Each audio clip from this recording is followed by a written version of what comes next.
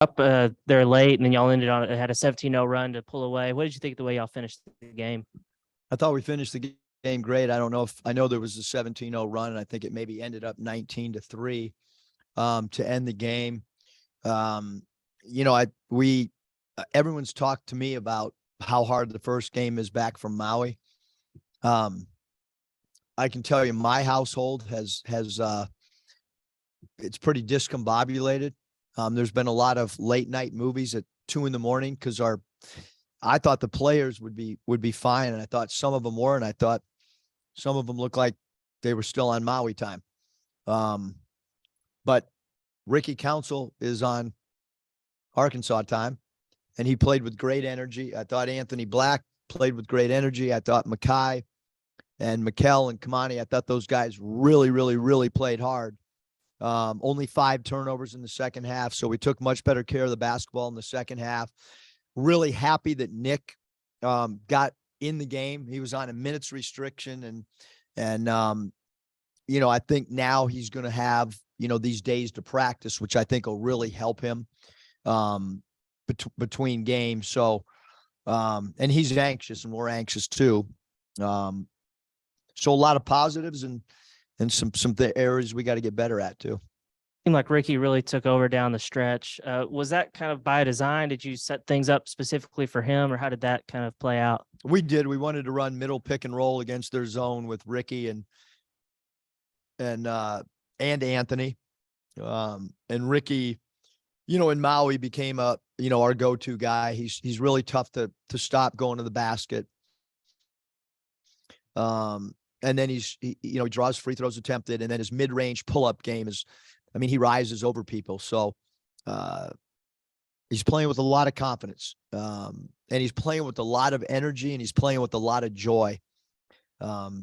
Even my daughter doesn't really, she's not really into basketball, but she even said the other night how fun it looks like Ricky has playing the game.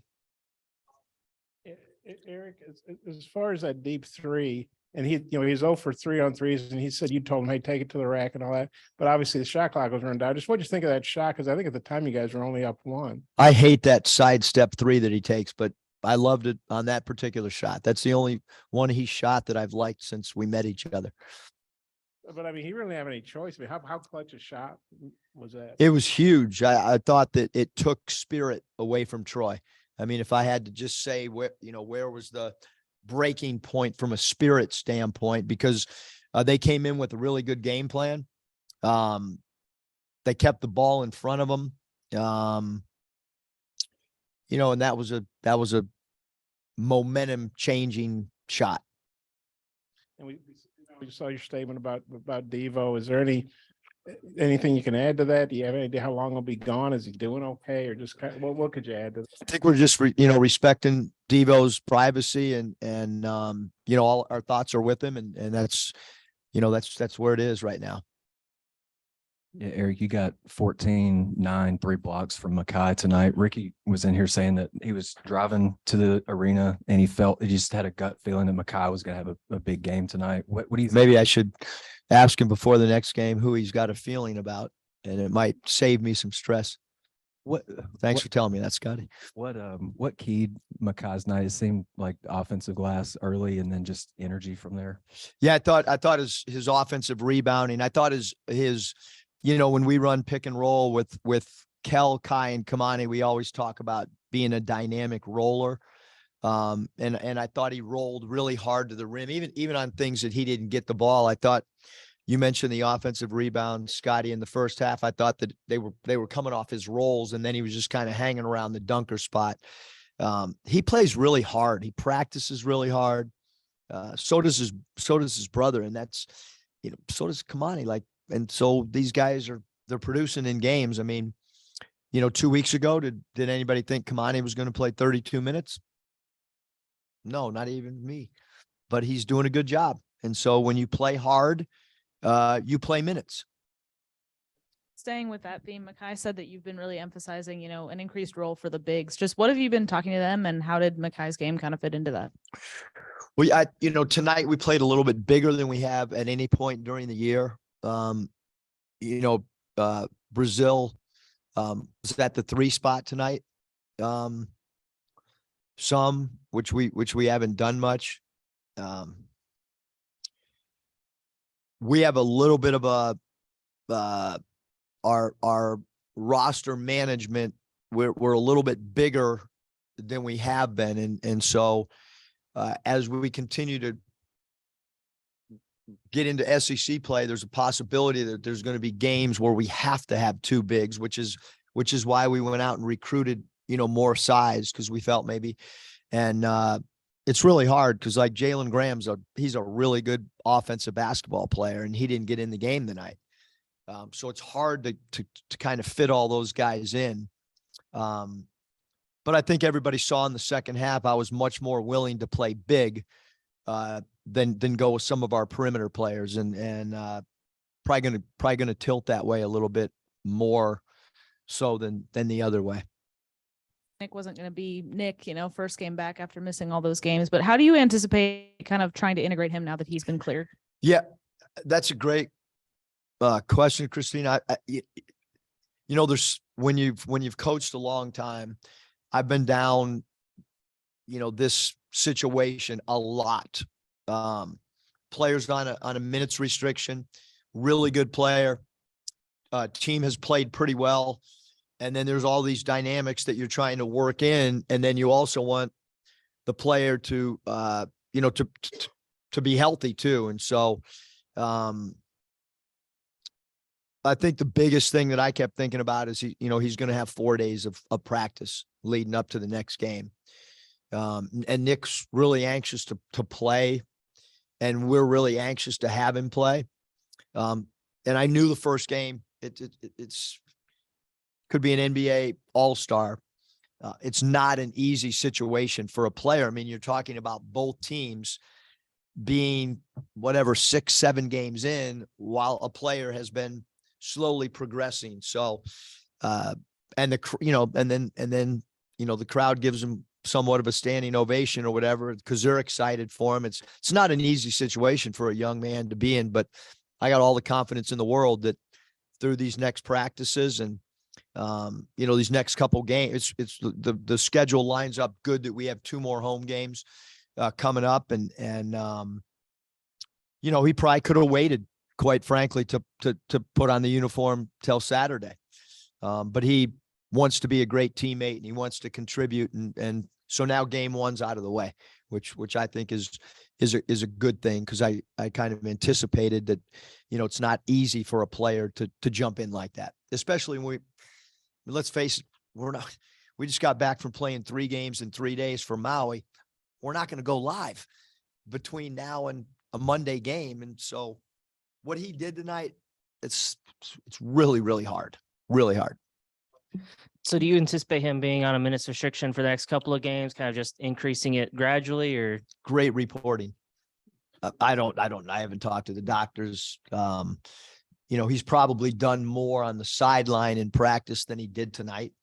So I haven't had that meeting. And then Brazil, is he one of those guys you think that maybe was a side effect of just being tired from the trip, or what do you think contributed to his? Yeah, I thought he performance struggled tonight. He's had some really great games for us, but tonight was not one of them. So hopefully he'll get himself ready to play the next game and rebound the ball at his size and play a little bit better than what we saw tonight. He's certainly capable of playing much better. How much did you feel like Troy's style of play factored into some of the struggles there? They show pressure, the zone, and then you're playing unorthodox lineups. Just seemed like kind of an iffy combination there, but you guys figured it out for sure. Yeah, I mean, so Curtis, I knew coming into tonight, I don't know if anyone else in our program knew.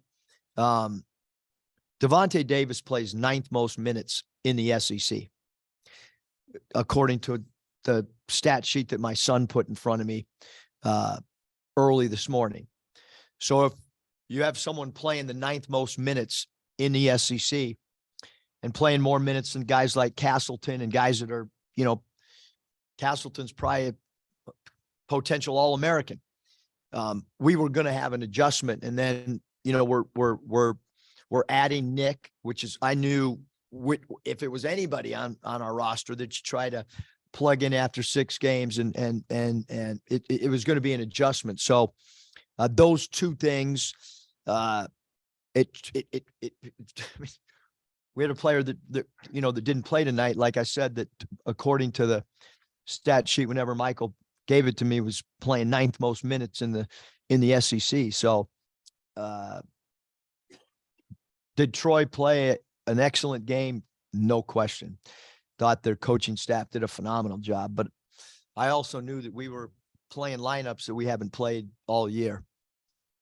Eric, when you were struggling to put them away in the second half, were you tempted to put Nick in for a boost, or did you think that really wouldn't be fair to him given the circumstance? I thought about it probably 4 or 5 times about putting Nick back in, maybe more than 4 or 5 times.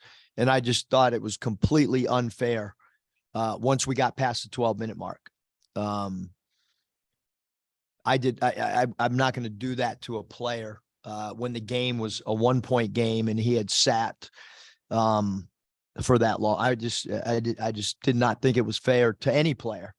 I would, if Gilbert Arenas was sitting there, I wouldn't have. You just don't do that to a player in a 1-point game when he sat that long. In the summer, obviously everything was accelerated because you guys are playing Europe and having practices, but I know the Mitchell twins they didn't do much in Europe, and maybe you're thinking, are these guys are going to be that good? And obviously they've come a long way since then for what y'all, I mean, how good is it that they're doing what they're doing and that you're getting some help from the bigs that you were looking for?